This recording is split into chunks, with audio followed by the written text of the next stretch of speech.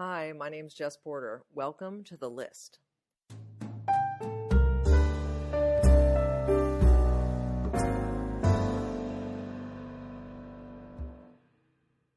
I'm speaking today with my friend Rachael Smith, who's a holistic healer in Pacific Palisades, California. She's an only child and grew up in New York City, and I asked her what it was like going through the pandemic with her mom still in Brooklyn. The trials I went through getting her to stay in her house. Well, first I was trying to get her to leave town, and she ended up deciding she wanted to stay in Brooklyn. And the level to which my mother would not follow the rules at first was just amazing. And I think part of that, you know how when you watch a horror film and the monster comes, and it's not like at first everybody's like, oh my God, look, there's a monster. At first everybody's like, what is that? And they spend enough time being like, what's going on? Let's check that out. Let's keep swimming. Let's take our bikinis off. Like, whatever. You know, they spend just enough time for then whatever the horror is to, like, come and get them. But that's a real thing, right, where you can't really get your brain around it. You can't get logical. Yeah. And then so finally you do, and then the monster is already, like, as we see in this country, we acted too late in many places. And so now it's like, oh, whoops, like, it's already here. But I think that's a lizard brain thing too. I think that's a reactive, like, I can't take this. I can't. And I think that everyone's managing their anxiety in very different ways. I want to know what you're doing and how you're doing during this quarantine time. There's a part of me that, and I hate to admit this, likes that we're being contained by the forces that be. I mean, I don't know if I've heard anyone else say this, but there's just this, I wish I could describe it really accurately. It's like a little kid in me that's got, has been grounded, but there's a weird safety in it and a surrendering of responsibility. It's like I don't have to live a big, exciting, balanced life. Like, I'm being told to just live in my cage, and that's okay. And I feel like Patty Hearst, like, aligning with the Symbionese Liberation Army. Like, it's okay that I can't do anything. I'm scaling down, emotionally, psychologically, and physically. And I'm sort of like that containment. What about you? I mean, you're groovy and relaxed. In December, I started experiencing anxiety again this year, in December of this year, and I couldn't figure out what was going on because it was the first time in a long time, and it was out of nowhere. And Wow. Yeah, it was very, to have something that you've built an entire vocation and love around, helping people to, knowing that I'm like, oh, if you have anything like this, I know how to handle it. It's very interesting to be like, oh, wow, this is new. Like, where is this coming from for me? And I'm also, not to get too hocus pocus, but I guess, I do believe that we can feel things, and I can only believe that after 20 years of not experiencing anxiety, for me to start having these sensations in my body was some kind of an indication that something was going on, that was coming or whatever, because then it stopped as soon as we realized what was happening. So that's really, you mean your anxiety stopped when the pandemic started? It was still, when it came, by the time it got here, I really calmed down. One other very close friend who we, before this started, hiked together almost every morning or afternoon. And we were actually saying things to each other based on things that we were feeling in our bodies. Like, is this the end of the world? What's going on? She was experiencing a lot of depression symptoms, and I was just experiencing a lot of anxiety through my body. And it was like, every part of me knew better, right? Because I have, so much training, all this, every part of me was like, where is this coming from? What is this feeling in my body? Like, what's going on? And so we would say to each other, like, what is going on? Is the end of the world near? And then the minute it came, it got here. And, we were all sort of like watching China with an eyebrow raised. But I don't know anybody who was fully conscious for whatever reason. I think it's the horror movie reason. We just couldn't comprehend that, like, I remember seeing the cover, I think it was in New York Times Magazine, where there's a picture of a woman looking out her window in Wuhan, and she had been in isolation for, however long. And I was like, wow, that's so crazy. Like, imagine how crazy that is. But the anxiety did stop once it all, like, when it all came out. Wow. That's amazing. Oh my God, I love talking to you. And I know. We should start doing the list because we just only have so much time. Okay, I was thinking about this last night, even though I knew I wasn't supposed to plan. But there's a house across the street from mine. When it's dark, or like when it's getting dark, the light through the windows of this house is so comforting to me to look at. And it just it just makes me feel, for some reason, maybe because I grew up in New York City and, like, I always was like, I wonder what it's like to live in the suburbs and be like a normal kid, So now I live in, like, this sort of little hamlet.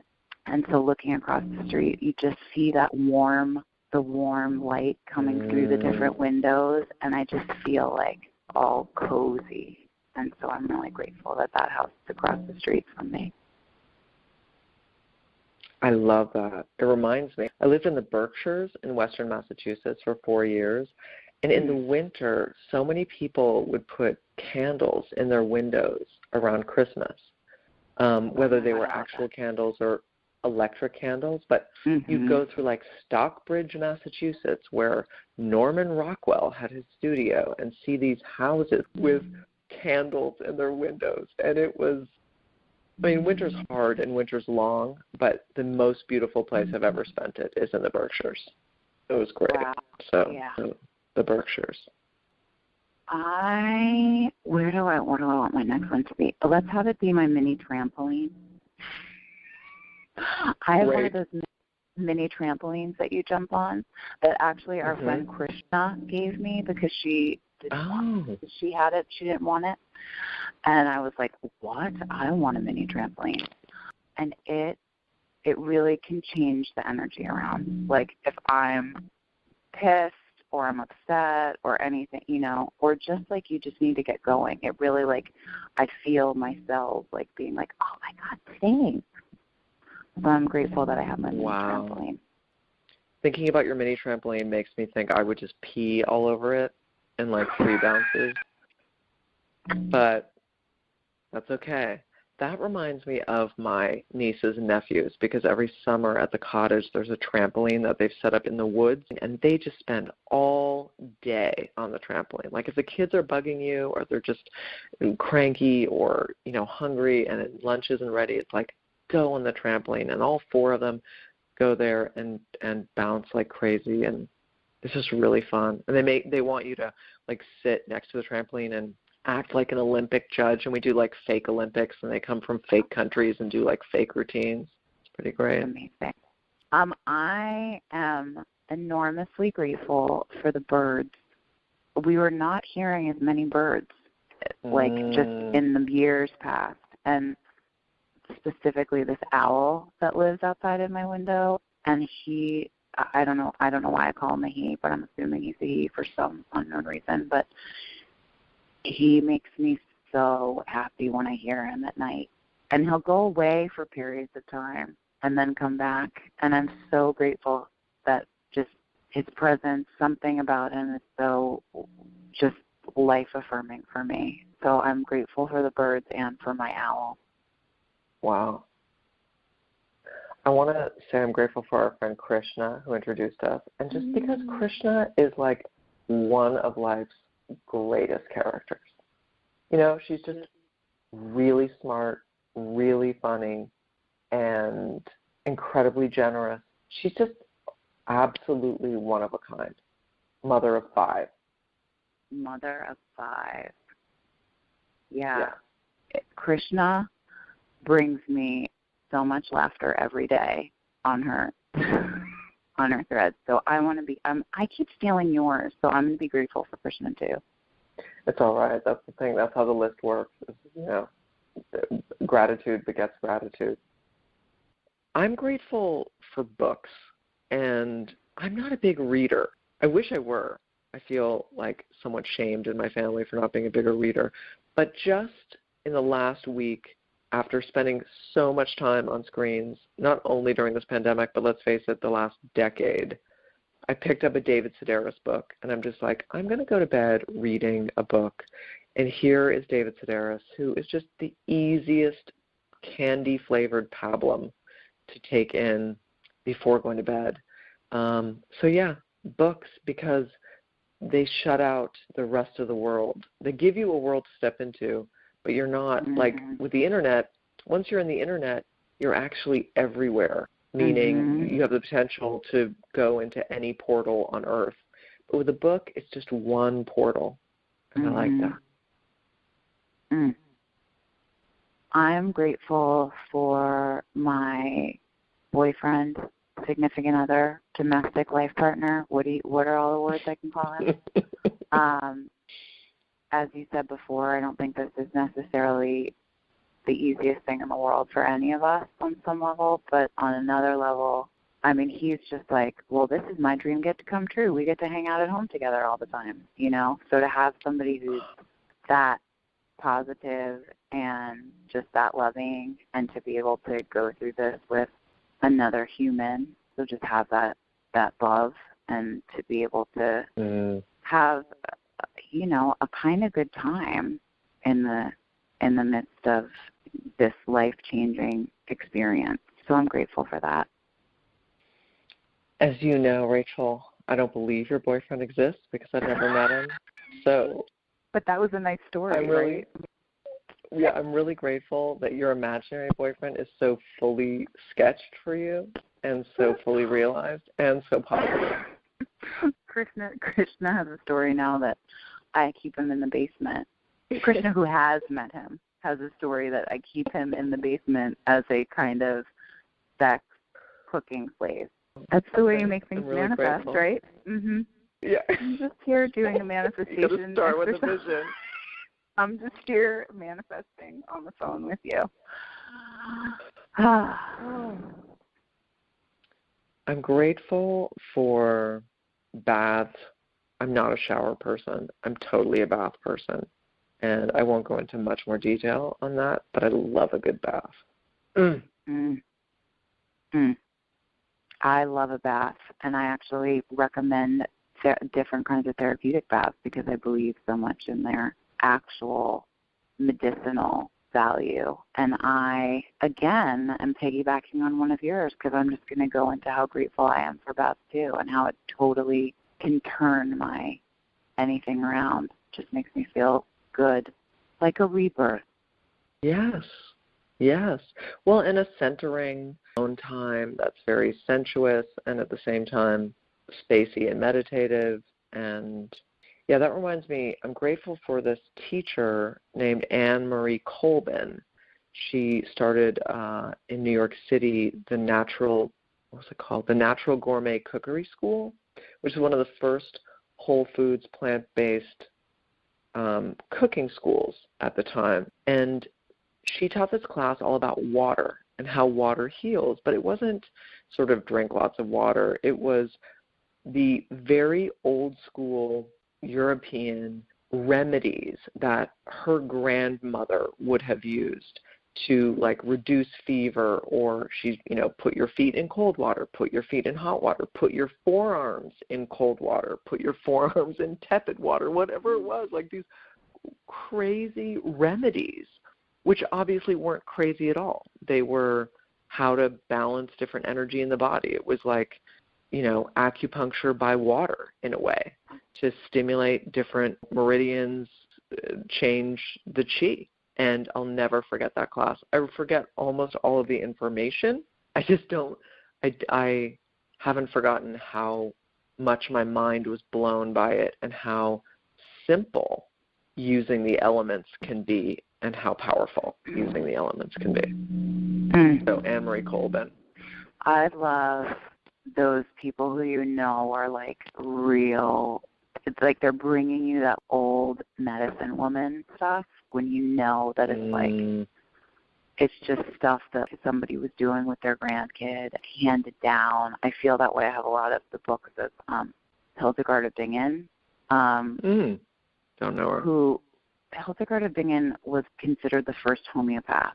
In the 1400s, she was in a nunnery from like age 8 and had all these visions and just became the saint and also a homeopath. And I don't agree with all of the medicine she's talking about or the way the food things and this, like some of it you're like, it's really out there. But I also think that it's out there because it changes, that different times call for different things. Anyway, but I am super grateful for those like handed down medicinal traditions, whether the medicine is like a bath or a kind of a food or God bless castor oil packs. I could sit and like read those books for days, those books that come out of somebody just like handwriting it out. Yeah, that brings me to macrobiotics. I mean, here's a way of eating and lifestyle and just looking at the world energetically through the lens of yin and yang, expansion, contraction, alkalinity, acidity, sodium, potassium, like whatever labels you want to put on it. It's a way of perceiving nature and aligning with nature that I have found entirely satisfying for 30 years. And I have failed it, meaning I have practiced imperfectly and, gone into denial and forgotten all about it for sometimes months at a time. But it has never failed me. Like every time I've come back to the power of whole foods, principally grains, like lots of seaweed and miso and a variety of vegetables, like every time I come back to that way of eating, I'm stunned by the power of it and how quickly my body shifts, how quickly I align with it, and how humbled I am by the power of the food. Very grateful for that. I am sitting here listening to you and looking out one of my windows and I'm having such gratitude for the trees and there's a hummingbird and the nature but really trees, and getting to learn and watch and from a more still place what their day is like. They're usually much more of a background, right? And now, I'm at home doing phone sessions all the time, and so I just sit and I look out this window, and like my intimacy with these trees have really upped a notch or two, and I am deeply grateful for that. Yeah, I was on a Zoom meeting with my 3 sisters the other day, and one of them, who's very busy, 2 kids, big job, she was like, I'm really noticing stuff. What's been curbed for her is like, for me, the social stuff, the plans you make after work, all the stuff that keeps you out of the house, and now she's contained and lives in a beautiful, lush neighborhood in Toronto. And she was like, I'm really noticing all the nature stuff. And just hearing that she was noticing it doubled my pleasure in my noticing it. It was just so cool. It was like, yeah, we're meant to do that. Or we have a relationship with these things. It's really there. I really am grateful for this time to slow down. I find that like so much of my practice is encouraging people to bring things into their life that help slow them down and get more connected to themselves and perhaps what they really want rather than what they're really doing. And I think that holds true for me, though, too. We live in a society that if you're not living totally off the grid, there's really not a lot of ways to not get caught up in it somehow in terms of busyness or routine. And I'm like, I can't wait to see truly like what's on the other side of this for everybody. I hope that the fear part doesn't get so big that people just freak out and go to the other side of, but that we really understand this as like an opportunity to choose differently for people who have the privilege to look at this as an opportunity, even though it's a scary opportunity. But change is never not going to be scary, I think. And so I'm just grateful for this reset button. And there's a lot of parts of me that are like, this could be really groovy on the other side. So here's to hoping. In my room, I'm looking at a hat that I own. It's sort of a straw hat. I got this hat originally in a Whole Foods in Florida like 5 years ago, and I lost it, and I ordered 2 more off the internet, and then I managed to lose both of those within about 6 months. Anyway, so I lose things a lot, but sometimes there are material things that I really care about enough that I replace them. Anyway, I currently have one of these hats. Before I lose it, which I will, I just want to appreciate it out loud for the people. And maybe somebody listening to this will find it when you lose it and be able to give it back to you. We shall see. I am sitting at on a couch, and in front of me is a chest that belonged to my grandmother. It's a wooden chest that I love and I'm so grateful for. And my grandmother, probably starting in her 80s, she started putting Post-its on everything of like who got what. And then she proceeded to live until she was 103. But she kept like post-itting everything. I don't know how I got this chest, but I am always grateful that I get to sit and look at this chest and be reminded of my grandmother, who was quite a force field in my life. Yeah, I'm grateful for my paternal grandmother, and she was this very proper British woman who, when we went over to her house, had a box of buttons, and they were in a box from a store in Toronto named Holt Renfrew, which was quite a proper women's clothing store. And you'd open up the Holt Renfrew box, and she had maybe 100 buttons, and some of them had like big sequins on them and, faux gems, and some, it was just like all the buttons she'd ever collected as an adult, probably from, the extra buttons you get when you buy a garment and stuff that fell off things. And as a little kid, like 3 or 4 years old, all you had to do was open this box of buttons on her carpeted floor, and I would be transfixed for hours, looking at them, playing with them, sorting them, admiring them. To this day, I remember the button box, and that was my Grammy Porter. I mean, she had other ways of amusing us, but that was primary. It was like the reason to go to her house. Isn't that funny? Those people's houses that you remember from when you were little and the things they had for you to play with them. That's making me think of my cousin Joanne, who was like more of an aunt or grandmother, but was cousin by relation. And she lived in Connecticut. She had this book. She had 2 things in her house that I want to be grateful for. The first thing was that she had, you could open a closet in the second floor bathroom, and it had a chute down to the basement for laundry. And so as a 4-year-old, this was just the most miraculous thing I could ever even imagine. I would get there and I'd want to go immediately up to the second floor bathroom and start throwing things down the chute.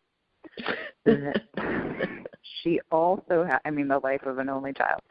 She also had a book, and it's that book of gnomes, the Gnome Book. Do you know of this book? Oh, yes.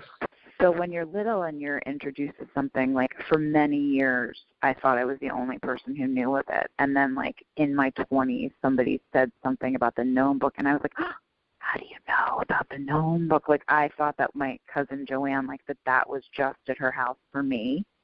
And I would sit and I would just look at it, and I think it was probably one of the books that prompted me to read finally, because I was so curious about what the words said. Somebody gave me a Gnome Book a couple years ago because I shared how much this meant to me. And the funny thing is that most of the words are about remedies and homeopathy.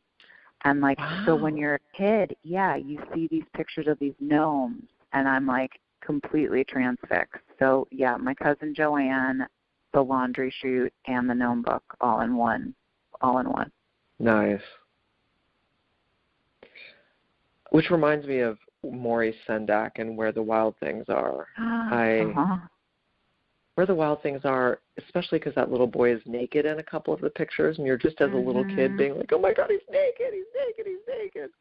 But what fantastic, fantastic books he wrote. So let's just say Maurice Sendak. Was Sesame Street as big in Canada as it is in the U.S.? Okay, so I loved Sesame Street, obviously, as most small children do. And I thought was Maria in Sesame Street when you were watching? Yes. Maria was my idol. So my mom is and was a dancer, and so I would, when I was little, go to a lot of her dance classes with her, and so it would involve, going to some townhouse apartment building or whatever that you had all these dance studios, and you run up the stair, like 4 flights of stairs. So there I am, my mom's pulling me up with my, my little hands trying to get me to walk faster, and she's running up these stairs. And coming down the stairs in her dance outfit is Maria from Sesame Street. And I must have gasped, and my poor mom was like probably in a rush. And like I just stopped and stared, and I was like just gasping, and Maria stopped and was wonderful to me. But that was like, to this day, my biggest celebrity sighting was Maria.